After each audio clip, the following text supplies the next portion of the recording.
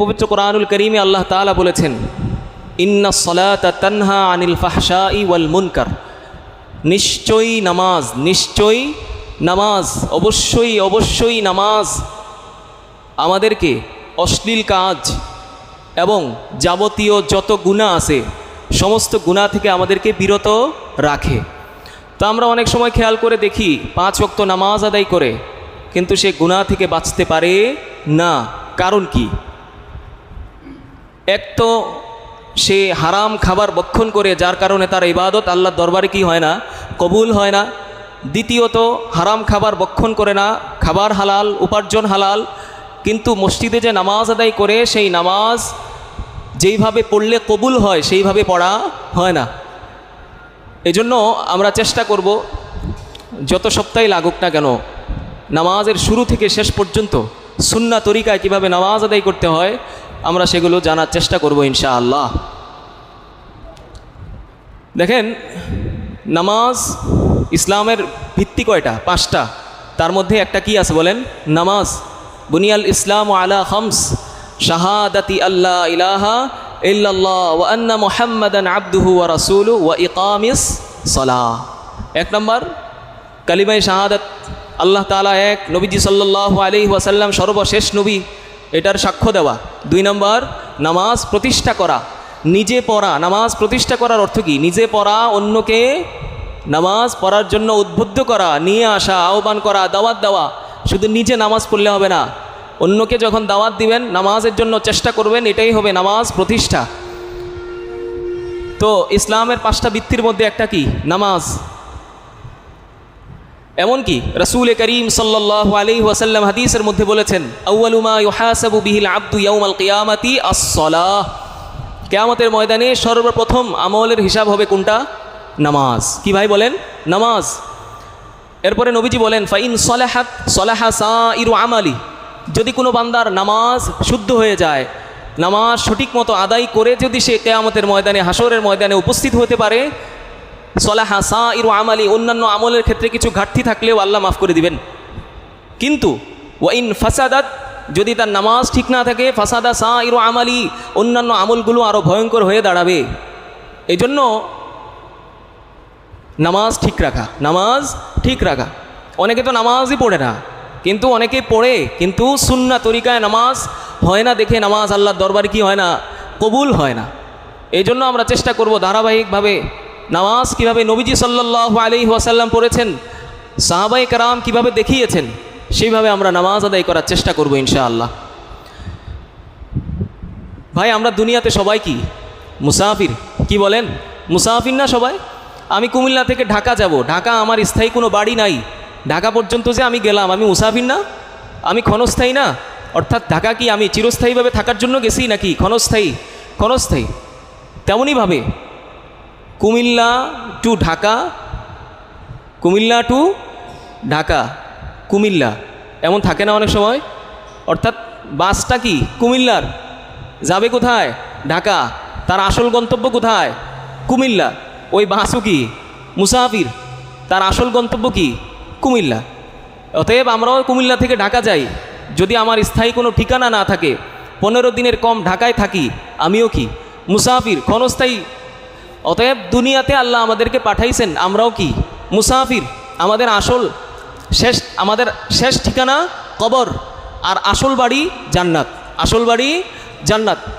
এজন্য কবি সুন্দরভাবে বলেছেন, ইহা হাম সব মুসাফির হ্যায়, কবর আখের ঠিকানা। এখানে আমরা সবাই মুসাফির, আমাদের শেষ ঠিকানা কি? কবর। কুই আগে রওয়ানা হ্যায়, কুই পিছে রওয়ানা, একজন আগে যাচ্ছে আরেকজন পরে যাচ্ছে। এটাই দুনিয়ার কি নিয়ম। এই জন্য আমি সবসময় বলি, আমরা কবরের দিকে তাকায়ে মনে মনে কাল্পনিক কবরকে যদি প্রশ্ন করি, 3 বছর 4 বছর বাচ্চাকে তুমি গ্রহণ করছো? কবর বলবে, হ্যাঁ আমি 3 বছর 4 বছরের বাচ্চাকেও গ্রহণ করছি। জিজ্ঞেস যদি করি কবর, তুমি কি 20 বছর 25 বছর 30 বছরের যুবককে গ্রহণ করছো? কবর বলবে, হ্যাঁ আমি 30 বছরের যুবককেও মাটির নিচে ডাবাই দিছি। আমি যদি জিজ্ঞেস করি, তুমি কি 70 বছর 90 বছরের বৃদ্ধকে গ্রহণ করছো? কবর বলবে হ্যাঁ আমি 90 বছরের বৃদ্ধকেও এই কবরের নিচে ডাবাই দিছি। অতএব এই ব্যাপারে নিশ্চিত হওয়ার কোনো সুযোগ নেই যে আমার বয়স তো 20, আমার বয়স তো 25, আমার বয়স তো 30। আমার যখন দাড়ি পাকবে, শরীরের যে সমস্ত অঙ্গ প্রত্যঙ্গ আছে, চামড়া, এগুলো যখন ঝুলে যাবে, তখন আমি দাড়ি রাখবো, তখন আমি আল্লাহর ইবাদত করব। এই চিন্তা করার কোনো সুযোগ নাই। কেননা 4 বছরের শিশুও মারা যাচ্ছে, 25 বছর 30 বছরের যুবকেও আল্লাহর ডাকে সাড়া দিয়ে চলে যাচ্ছে, তেমনইভাবে 60-70 বছরের বৃদ্ধও আল্লাহর ডাকে সাড়া দিয়ে চলে যাচ্ছে। এই জন্য কবরে যেহেতু যেতেই হবে, হযরত ওসমান ইবনে আফফান রাদিয়াল্লাহু তাআলা, নাম কি? ওসমান ইবনে আফফান, কবরের সামনে দাঁড়াইতেন।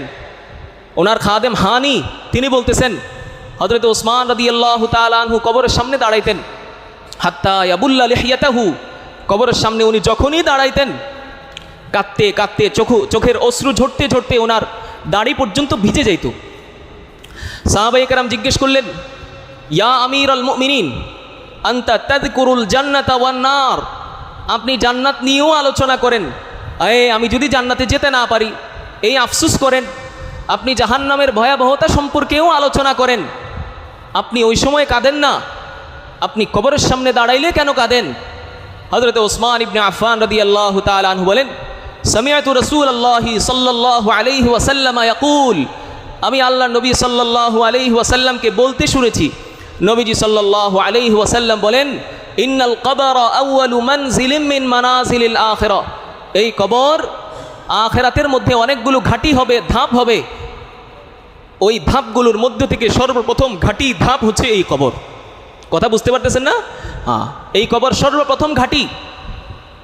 ফাইন নাজা মিনহু ফামা বাদাহু আইসারু মিনহু, এই কবর নামক প্রথম ঘাটিতে কেউ যদি নাজাত পেয়ে যায়, কেউ যদি মুক্তি পেয়ে যায়, কেউ যদি 3 প্রশ্নের উত্তর দিতে পারে, ফামা বাদাহু আইসারু মিনহু, পরবর্তী যেই ধাপ হাসরের ময়দান, পুলসিরাত, মিজানের পাল্লায় আমলের ওজন, এই সমস্ত ধাপগুলো তার জন্য সহজ হয়ে যাবে।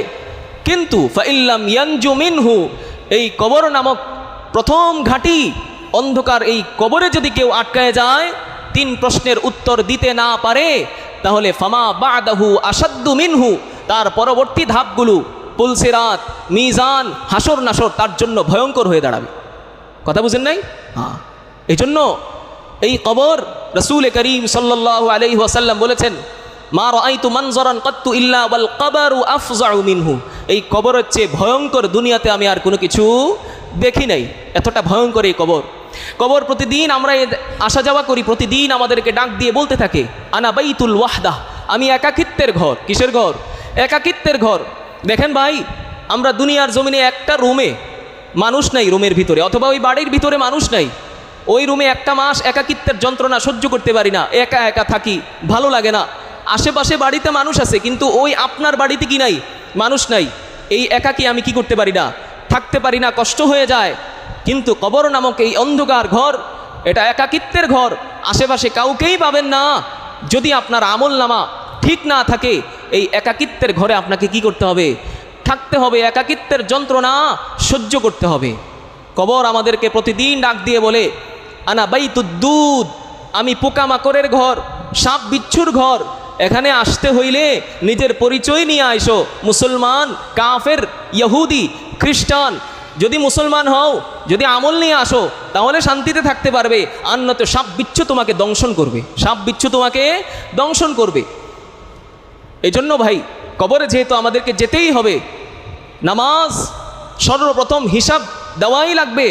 তাহলে এই নামাজ আমাদের শুদ্ধ করার দরকার আছে না নাই? আছে। এই জন্য নামাজ কীভাবে শুদ্ধভাবে সুন্নত তরিকায় নবীজি সাল্লাল্লাহু আলাইহি ওয়াসাল্লামের দেখানো পদ্ধতিতে, সাহাবায়ে কেরামের দেখানো পদ্ধতিতে কিভাবে নামাজ আদায় করব, আমরা ধারাবাহিক আলোচনা করব ইনশাআল্লাহ। নামাজের সর্বপ্রথম বিষয় হয়েছে, আমরা কাতার সোজা করা নিয়ে আলোচনা করছিলাম, হয়তো আপনারা শুনছেন, ঈদের আগে কাতার সোজা করা নিয়ে আলোচনা হয়েছিল। কাতার সোজা করার বিষয়টা আপনারা মনে রাখবেন, কাতারের মাঝখানে কেউ অস্বাভাবিক অতিরিক্ত ফাঁকা জায়গা রাখবেন না। রাসূল করিম সাল্লাল্লাহু আলাইহি ওয়াসাল্লাম বলেছেন, মান সাদ্দা ফুরজাতান ফি সফিন, যে ব্যক্তি তার কাতারের মাঝখানের ফাঁক বন্ধ করলো, নবীজি সাল্লাল্লাহু আলাইহি ওয়াসাল্লাম বলেন, আল্লাহ তাআলা সাথে সাথে তাকে 2টা পুরস্কার দান করেন। বানাল্লাহু লাহু বাইতান ফিল জান্নাহ, আল্লাহ তাআলা জান্নাতে তার জন্য একটা রাজপ্রাসাদ তৈরি করে দেন। সুবহানাল্লাহ। ওয়ারফাউল্লাহু বিহা আদ-দারাজাত, আল্লাহ তাআলা ওই কাতারের মাঝখানের ফাঁক, দুজনের মাঝখানের ফাঁক বন্ধ করার কারণে আল্লাহ তাআলা তার জন্য জান্নাতে একটা মর্যাদা বৃদ্ধি করে দেন। সুবহানাল্লাহ। আপনি শুধু একটা মানুষ এতটুকু দাঁড়ানোর কথা, এতটুকু দাঁড়াইছে, তো আপনি এই মানুষটা তাকে টেনে এনে এতটুকু দাঁড় করাই দিলেন, সাথে সাথে হাদিস কি বলে, আল্লাহ তাআলা জান্নাতে একটা রাজপ্রাসাদ তৈরি করলেন, আল্লাহ আপনার জান্নাতে একটা মর্যাদা বাড়ায় দিলেন। সুবহানাল্লাহ। এতটুকু আমল এটা ভাই করতে পারবেন তো ইনশাআল্লাহ? কাতারের মাঝখানে যেন অস্বাভাবিক ফাঁক না থাকে। যারা কাতারের মাঝখানের ফাঁক বন্ধ করে দাঁড়ায়, রাসূলের অন্য একটা হাদিস আছে, নবীজি সাল্লাল্লাহু আলাইহি ওয়াসাল্লাম বলেন, ইন্নাল্লাহা ওয়া মালাইকাতাহু ইউসাল্লুন, ওই কাতারের মাঝখানের ফাঁক বন্ধ করার কারণে আল্লাহ তাআলা যেমন তোমার জন্য জান্নাতে একটা রাজপ্রাসাদ তৈরি করলেন, জান্নাতে তোমার মর্যাদা বাড়ায় দিলেন, সাথে সাথে আল্লাহ তাআলা পুরো নামাজ জুড়ে তোমার জন্য আল্লাহ তাআলা রহমত নাজিল করতেছেন। সুবহানাল্লাহ। কি করেন? রহমত নাজিল করেন পুরো নামাজ জুড়ে। দ্বিতীয়ত ফেরেশতারা ওই কাতারের মাঝখানের ফাঁক বন্ধ করার কারণে আল্লাহর কাছে আপনার জন্য মাগফিরাতের দোয়া করতে থাকে, আল্লাহ আপনার এই বান্দাকে আপনি কি করে দেন? মাফ করে দেন। কথা বুঝতে পারছেন? এই বিষয়টা খেয়াল রাখা। রাসূল করিম সাল্লাল্লাহু আলাইহি ওয়াসাল্লাম হাদিসে বলেছেন, লা তাদারু ফুরজাতিন লিশ-শাইতান, শয়তানের জন্য মাঝখানে ফাঁক রেখো না। কিসের জন্য? শয়তান এসে কি করে দাঁড়ায়, এই জন্যই তো আমাদের নামাজে মনোযোগ থাকে না। সর্বাত্মক চেষ্টা করা কাতারের মাঝখানের ফাঁক অস্বাভাবিক ফাঁক না রেখে যতটুকু সম্ভব কি করা, ফাঁক বন্ধ করে দাঁড়ানো। আল্লাহ আমাদের সবাইকে আমল করার তৌফিক দান করেন। এরপরে সামনের কাতারে দাঁড়ানোর চেষ্টা করা। ভাই কিসের কাতার? সামনের কাতারে সকলেই দাঁড়ানোর চেষ্টা করবেন। রাসূল করিম সাল্লাল্লাহু আলাইহি ওয়াসাল্লাম হাদিসের মধ্যে বলেছেন যে, ইন্নাল্লাহা ওয়া মালাইকাতাহু ইউসাল্লুনা আলাস সুফুফিল আউয়াল ওয়া ফি রিওয়ায়াতিন আলাস সাফফিল মুকদ্দাম। রাসূলুল্লাহ সাল্লাল্লাহু আলাইহি সাল্লাম বলেন, যারা সামনের কাতারে দাঁড়ায়, কিসের কাতার? সামনের কাতারে দাঁড়ায়, নবীজি বলেন ওই সামনের কাতারে দাঁড়ানোর কারণে পুরো নামাজ জুড়ে আল্লাহ তাআলা তার উপর মুষলধারে রহমত বর্ষণ করতে থাকেন। সুবহানাল্লাহ। 2 নম্বর, নবীজি সাল্লাল্লাহু আলাইহি সাল্লাম বলেন ওই একই কথা ওই ফেরেশতারা আল্লাহর কাছে তার জন্য মাগফিরাতের দোয়া করতে থাকে, আল্লাহ সে সামনের কাতারে দাঁড়িয়েছে, আপনি তার জিন্দেগির গুনাহ মাফ করে দেন। সুবহানাল্লাহ। কথা বুঝতে পারছেন? হ্যাঁ। যদি অনেক কাতার হয়, রাসূল বলছেন আলাস সুফুফিল আউয়াল, সামনের সারির যে কাতাগুলো আছে না, 1 2 3 এতটুকু পর্যন্ত আল্লাহ তাআলা রহমত বর্ষণ করতে থাকেন, আর ফেরেশতারা আল্লাহর কাছে মাগফিরাতের দোয়া করতে থাকে। এজন্য কাতার কি করা? সামনের কাতারে দাঁড়ানো। অন্য হাদিসের মধ্যে রাসূলুল্লাহ সাল্লাল্লাহু আলাইহি ওয়াসাল্লাম বলেছেন, লাউ আন্নান নাস ইয়ালামুন মা ফিন নিদাই ওয়াস সাফফিল আউয়াল।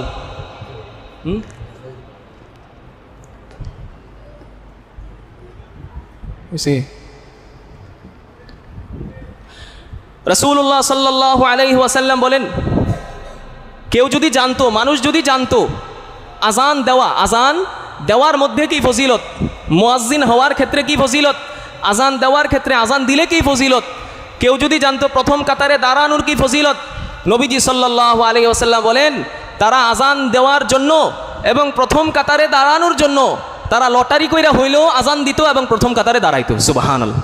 কি কইরা বলেন? লটারি কইরা হইলেও কি করতো? প্রথম কাতারে দাঁড়াইতো। এজন্য আমরা অনেক সময় মসজিদে আগে আগে আসি, কিন্তু বারান্দায় বসে থাকি, একামত শুরু হয়ে যায়, সামনের কাতার পূর্ণ হয়ে যায়, সবার আগে মসজিদে এসেও পিছনের কাতারে আমাকে কি করতে হয়? দাঁড়াইতে হয়। তাহলে ভাই সামনের কাতারের ফজিলত আছে না নাই? আওয়াজ দিয়ে বলেন, আছে না নাই? আছে। আল্লাহ আমাদের সবাইকে সামনের কাতারে দাঁড়িয়ে সামনের কাতারে দাঁড়ানোর ফজিলত অর্জন করা তৌফিক দান করেন। সকলে বলেন আমিন।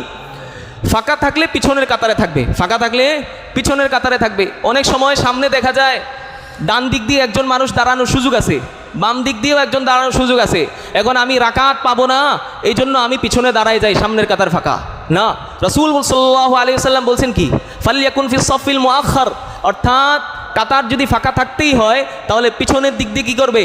ফাঁকা থাকবে। যদি মানুষ না থাকে, আমি রাকাত পাই বা না পাই, আমি রাকাত পাই না পাই, আমাকে কি করতে হবে? সামনের কাতার আগে পূরণ করতে হবে। রাসূলুল্লাহ সাল্লাল্লাহু আলাইহি ওয়াসাল্লাম বলছেন কি জানেন? তোমরা মসজিদে এসে যদি দেখো ইমাম সাহেব রুকুতে চলে গেছে, তারপরেও দৌড়াইয়া কি করো না, মসজিদে আসো না, দৌড়িয়ে এসে রাকাত ধইরো না, দৌড়িয়ে এসে রাকাত ধরো না, বরং তামশুন, তোমরা হেঁটে হেঁটে ধীরস্থিরতা, ওয়া আলাইকুমুস সাকিনা, ধীরস্থিরতার সাথে আসো। হ্যাঁ, ফামা আদরাকতুম ফাসাল্লু, যদি তোমার এক রাকাত ছুটেও যায়, যদি তোমার এক রাকাত ছুটেও যায়, সামনের ওই একটা জায়গা পূর্ণ করার জন্য এক রাকাত কি করছে, ছুটে গেছে, নবীজি সাল্লাল্লাহু আলাইহি ওয়াসাল্লাম বলেন ওই এক রাকাত ছুটে গেছে, এটাই আমার পছন্দ। ওয়ামা ফাতাকুম ফাসাল্লু, পরবর্তী নামাজ শেষে মাসবুক হয়ে ওই এক রাকাত পড়ে নাও, এটাই আমি নবীর কাছে পছন্দনীয়। সুবহানাল্লাহ। তারপরেও কি করো না, তাড়াহুড়া করো না। ভাই কথা বুঝতেছেন না সবাই? এই জন্য সামনের কাতার পূরণ করে তারপর পিছনের কাতার কি করা, পূর্ণ করা। এরপরে নামাজের বিষয়ে সর্বপ্রথম বিষয় হচ্ছে নিয়ত করা। কি করা বলেন? নিয়ত করা। নিয়ত কাকে বলে? ইরাদাতুল কলব, অন্তরের ইচ্ছা পোষণ, অন্তরের ইচ্ছা পোষণ, ইচ্ছা করা, সংকল্প করা। আমি জুমার 2 রাকাত নামাজ আদায় করতেছি, মনে মনে আপনি এটা কি করছেন, সংকল্প করছেন, ইচ্ছা করছেন, এটাই আপনার নিয়তের জন্য কি বলেন, যথেষ্ট। মুখে উচ্চারণ করার কোনো প্রয়োজন নাই। এটাই আছে ফতোয়ার কিতাবে আছে যে লা তাফতারিকু ইলা নুতকিল লিসান, মুখে উচ্চারণ করার কোনো প্রয়োজন নাই নিয়ত করার জন্য। বিত্তিফাকে আইম্মাতুল ইসলাম, মুসলমানদের যত ইমামরা এসেছেন আছেন তাদের প্রত্যেকের একই মত যে নিয়ত করার জন্য মুখে উচ্চারণ করার কোনো জরুরত নাই। অন্তরের ইচ্ছা পোষণ, সংকল্প করা, ইচ্ছা করা, এটাই আপনার নিয়তের জন্য কি যথেষ্ট। এখানে একটা গুরুত্বপূর্ণ কথা, কেউ যদি মুখে উচ্চারণ করে বলে যে আমি ফজরের নামাজ আদায় করতেছি, মুখে উচ্চারণ করে বলছে, কিন্তু নামাজ হচ্ছে জোহরের, তার অন্তরে আছে জোহরের নামাজ পড়তেছে, কিন্তু মুখে উচ্চারণ করছে কি দিয়া, হ্যাঁ, ফজরের দিয়া, তাহলে কি হবে বলেন তো? অন্তরের ইচ্ছা পোষণ ওইটাই কি গ্রহণযোগ্য, মুখে উচ্চারণ যে করছে জোহরের নামাজ, এটার কোনো ধর্তব্য নাই। কথা বুঝতে পারতেছেন না? মুখে উচ্চারণ করে আপনি যাই বলেন, কিন্তু আপনার অন্তরে আছে কি, আপনি ফজর নামাজ আদায় করতেছেন, তাহলে কি ওই ফজর নামাজ আল্লাহর দরবারে নিয়তের কারণে কি হয়ে যাবে? আল্লাহ আমাদের সবাইকে বুঝার তৌফিক দান করেন। আমরা তো অনেক সময় নিয়ত করি না, নাওয়াইতু আন উসাল্লিয়া লিল্লাহি তাআলা রাকাতাই সালাতিল ফজরি ফারদান লাকা ইয়া আল্লাহ ফাতাকাব্বাল মিন্নি ইন্নাকা আনতাস সামিউল আলিম। মুখে উচ্চারণ আপনি যদি পারেন বলতে পারেন, সমস্যা নাই, কিন্তু আমরা তো এটাও শুদ্ধ করে বলতে পারি না। কথা বুঝেন নাই? কি দরকার আমাদের এটা বলার, যে জায়গায় অন্তরে ইচ্ছা করলেই আপনার কি হয়ে যেতেছে, নিয়ত হয়ে যেতেছে।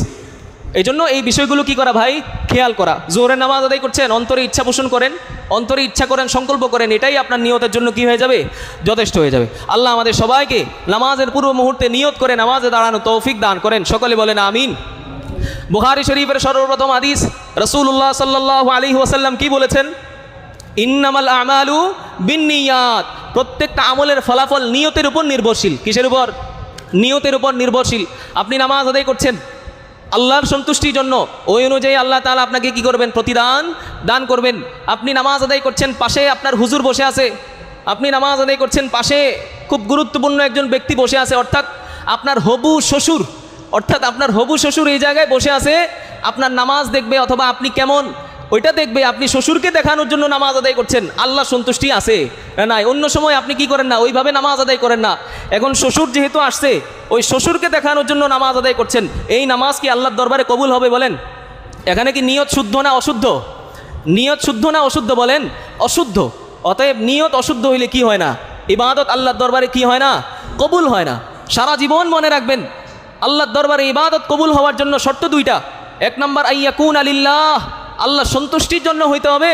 2 নম্বর আইয়াকুন আলা সুন্নাহ, নবীজি সাল্লাল্লাহু আলাইহি ওয়াসাল্লামের সুন্নাহ দেখানো বাতলানো পদ্ধতিতে ওই নামাজ কি হইতে হবে, ইবাদত হইতে হবে। তাহলেই এই ইবাদত আল্লাহর দরবারে কি হবে বলেন, কবুল হবে। আল্লাহ আমাদের সবাইকে বুঝার তৌফিক দান করেন। এরপরে কিবলামুখী হয়ে দাঁড়ানো, না কিবলামুখী হয়ে দাঁড়ানো, এটা আমরা সকলেই জানি, কিবলামুখী হয়েই দাঁড়াই। রাসূল করিম সাল্লাল্লাহু আলাইহি ওয়াসাল্লাম বলছেন, আবু হুরায়রা রাদিয়াল্লাহু তাআলা আনহু বলেন, ইদা কুমতা ইলাস সালাহ, নবীজি বলেন যখন তোমরা নামাজে দাঁড়াবে, ফাসবিগিল উযু, ভালো করে উযু করে নাও, উযু পূর্ণ করো, উযু পূর্ণ করো। সুম্মাস্তাকবিলিল কিবলা, তোমরা কিবলামুখী হয়ে দাঁড়াও।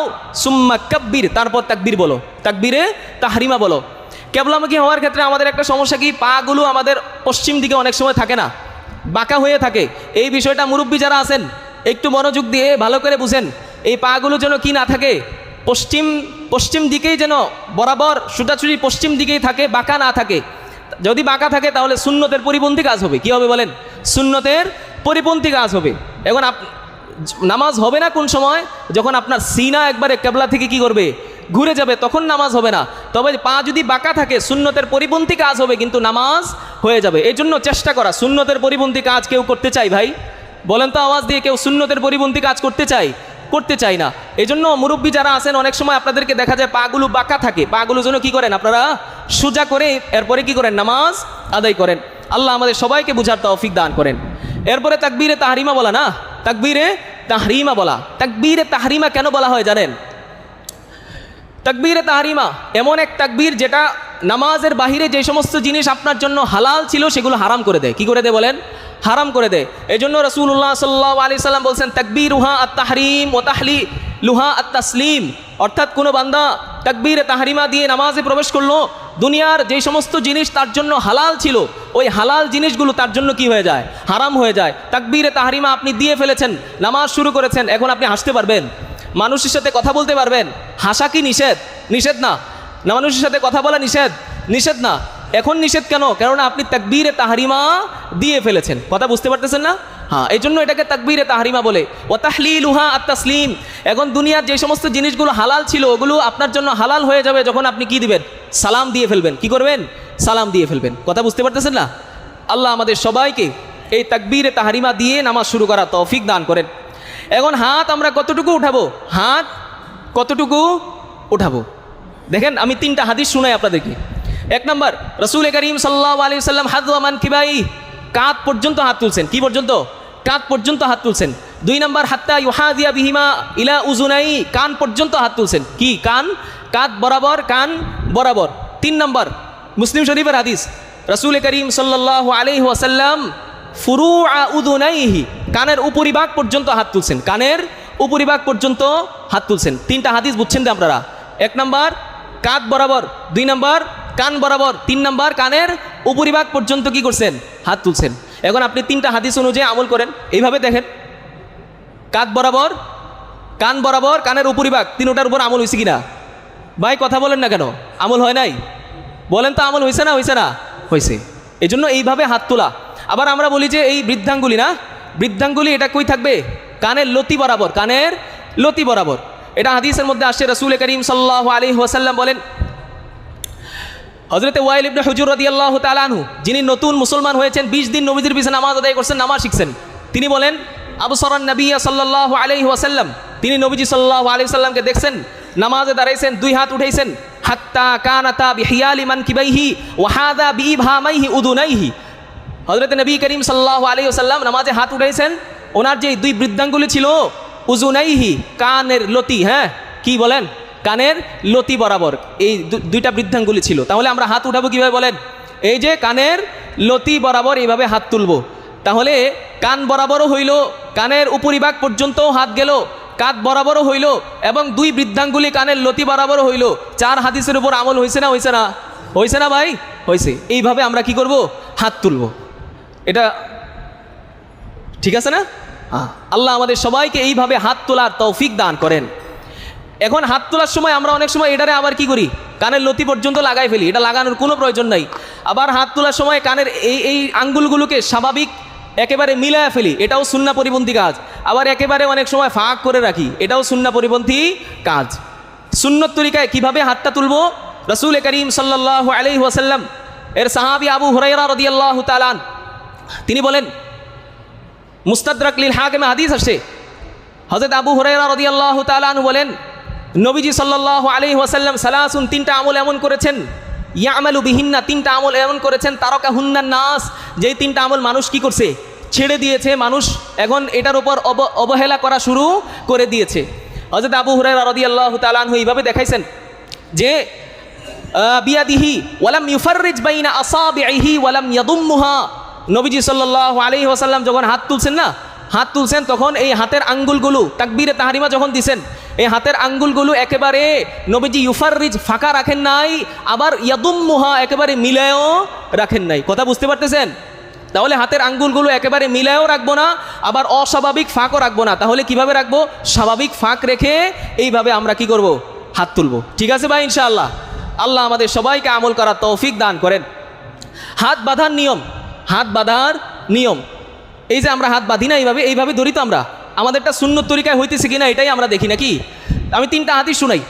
রাসূল করিম সাল্লাল্লাহু আলাইহি ওয়াসাল্লামের সাহাবী হযরতে হযরতে হাল আত-তাই রাদিয়াল্লাহু তাআলা তিনি বলেন, কানা রাসূলুল্লাহি সাল্লাল্লাহু আলাইহি ওয়াসাল্লাম ইয়াউম্মুনা ফায়াখুযু শিমালাহু বিয়ামিনি। 1 নম্বর হাদিস, নবীজি সাল্লাল্লাহু আলাইহি ওয়াসাল্লাম আমাদের ইমামতি করতেন, ডান হাত দিয়ে বাম হাত ধরতেন, ডান হাত দিয়ে বাম হাত ধরতেন। এখন কতটুকু ধরতেন এটা এই হাদিসে কি করা যায় নাই, পাওয়া যায় নাই। এখন আমরা বুখারী শরীফে দেখি রাসূলের সাহাবী সাল ইবনে সাদ রাদিয়াল্লাহু তাআলা আনহু থেকে বর্ণনা, কানান নাসু ইয়ামুরুন, তিনি বলেন মানুষকে আদেশ করা হইতো, নবীজির যুগে মানুষকে আদেশ করা হইতো, আইয়াদা আর রাজুলুল ইয়ুমনা আলা জিরাইহিল ইউসরা ফিস সালাহ, তারা যেন ডান হাতকে বাম হাতের বাহুর উপর রাখে। এটা বাহু না ভাই, এই বাহুর উপর রাখে।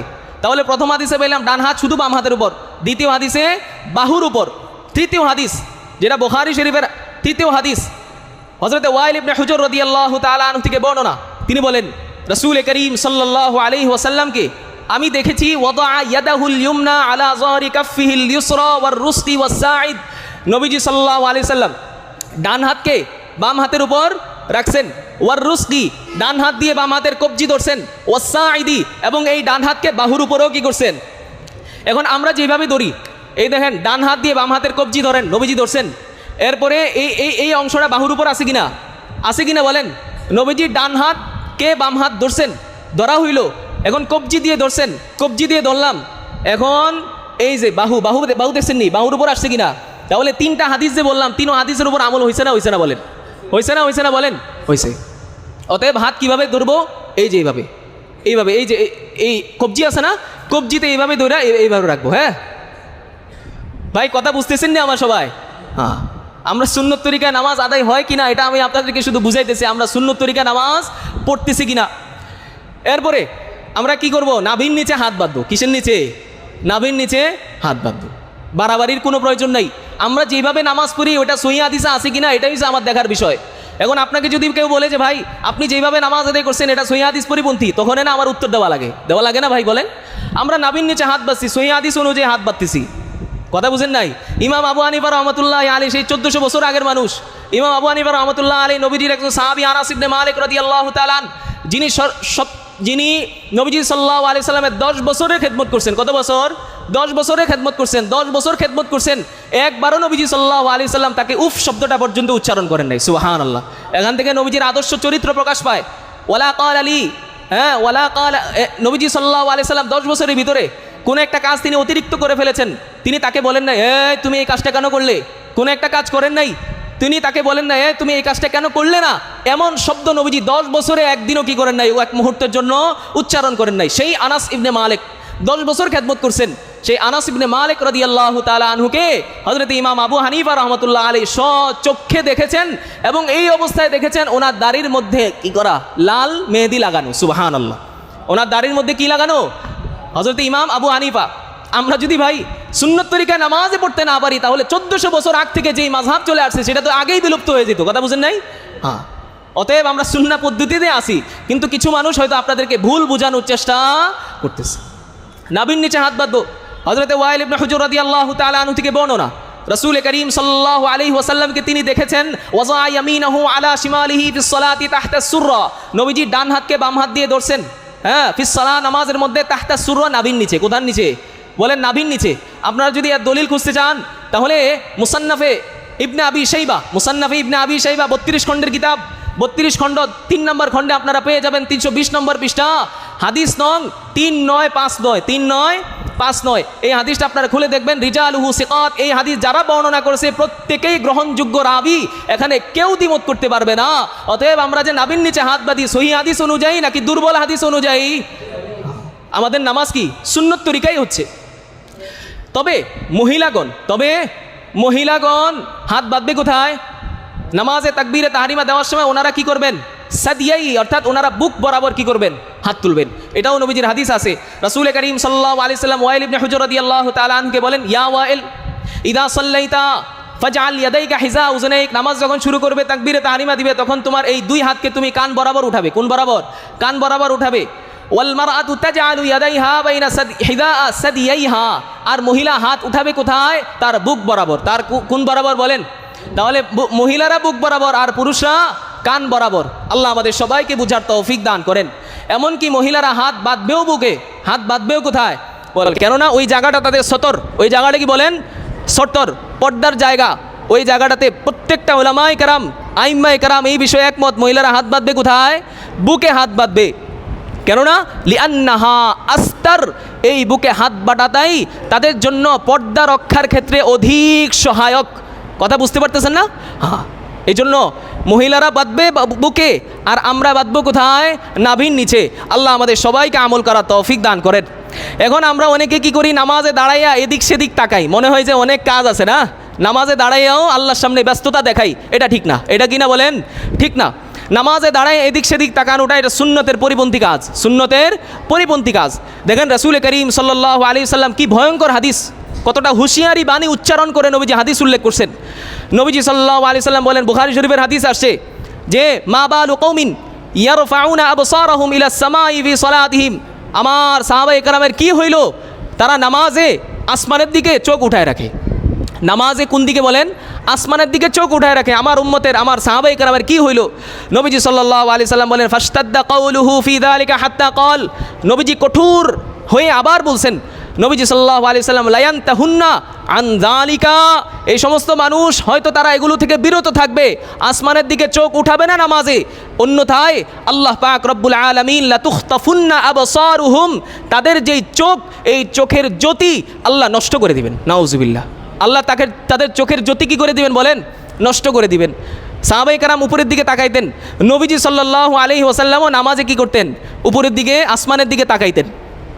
তাফসীরে তাবারি, তাফসীরে কুরতুবী খুলেন, তাফসীরের কিতাবে পাবেন নবীজি সাল্লাল্লাহু আলাইহি ওয়াসাল্লাম শুরু অবস্থায় আসমানের দিকে তাকায় থাকতেন নামাজে। তখন আল্লাহ পাক রব্বুল আলামিন কদ আফলাহাল মুমিনুন আল্লাযীনা হুম ফি সলাতিহিম খাশিউন, এই আয়াত যখন আল্লাহ তাআলা নাজিল করলেন যে মুমিনরা, মুমিন কারা, ওই সমস্ত ব্যক্তিরা সফল যারা নামাজে বিনয়ী, নামাজে কি বলেন, বিনয়ী, খুশুর সাথে নামাজ আদায় করে, একাগ্রতার সাথে নামাজ আদায় করে, এদিক সেদিক তাকায় না, এটা মুমিনদের গুণ। যখন আল্লাহ তাআলা এই আয়াত নাজিল করলেন, রাসূল করিম সাল্লাল্লাহু আলাইহি ওয়াসাল্লাম সাথে সাথে ইয়ানজুরু হাইসু ইয়াসজুদ হাইসু সাজাদা, সিজদার দিকে তাকিয়ে নামাজ আদায় করা নবীজি কি করছেন বলেন, শুরু করেছেন। কথা বুঝতে পারতেছেন না?